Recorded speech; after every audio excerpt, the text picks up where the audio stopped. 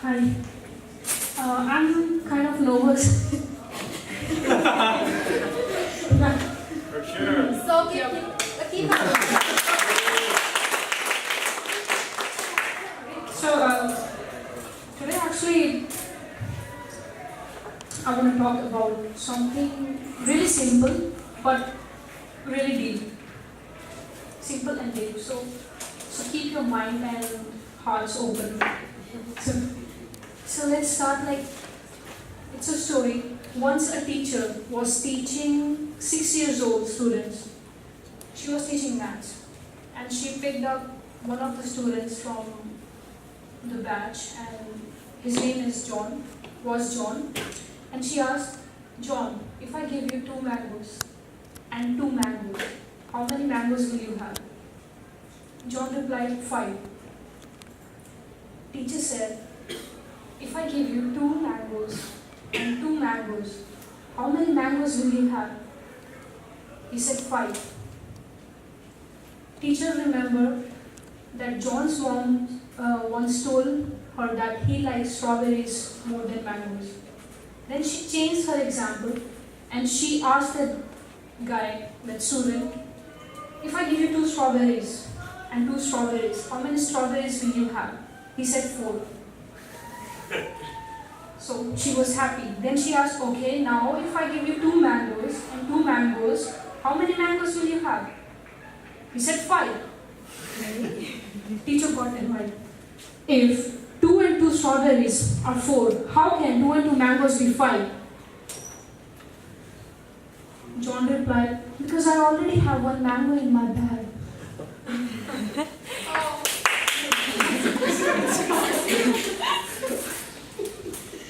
Sorry. She has opened her heart so much. She's taking it so deeply. Okay. So this is actually, was the teacher right? Wrong? Sorry, was the teacher wrong or was the student wrong? I think no one was wrong. No one was wrong. Teacher was technically right. Technical rightness means when we see things which are obvious to us, which are visible to our eyes, which we can see easily. And John was practically right. Practically rightness means the things which are visible plus the things which are hidden from us. So both were right in their own areas.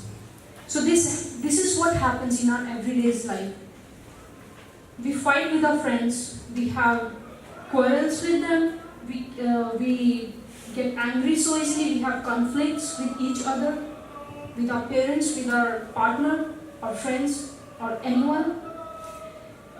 The reason behind that is there is always a technical line and a practical line between us and our friends. For example, let's say your spouse is not loving you that much. You are technically right. But you're not practically right because you don't know the reason behind this. Instead of going and fighting over this issue with your spouse, it's better to ask someone, what is the practical reason behind this? So whenever you feel that gap between technical and practical rightness, all conflicts goes away. It happens whenever your friend is not talking to you. You're technically right that he's not talking, but you don't know the practical rightness behind it. So this is what happens. We have already formed a technical rightness in our mind. We have our own definitions of what is technically right. So using that definition, we mostly judge people at once. So I want to say here that instead of judging people at once, it's always better to always know the hidden mango behind someone's deeds, actions, or why someone has said something. So that was one reason that if we should not judge someone so easily. And what about Another thing, when someone is easy to judge us or make statements about us, at that time, what we should do. So at that time, instead of being angry or rude to someone, it's always better to be calm and think about if whether you want to share your practical rightness with that person or no. Actually, this happened with me some few days ago.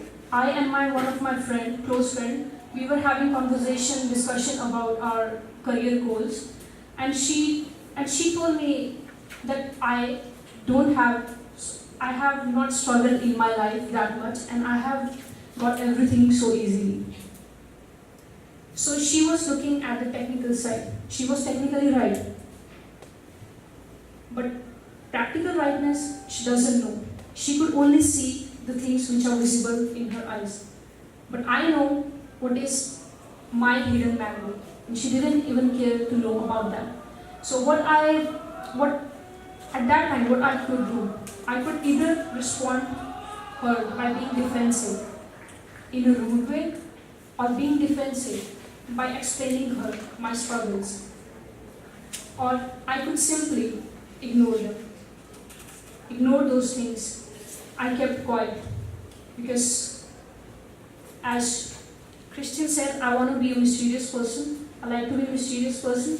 So that's why I didn't share what my struggles are. So I think it's so here I would like to end by saying that have you ever heard that the first impression is the last impression? I don't think so. I think that's bullshit. The first impression is never the last impression. If you want to know someone, if you want to know something, you have to spend time with that person so that you understand them better. So I think this is how you know the hidden mango behind someone, even something. Thank you.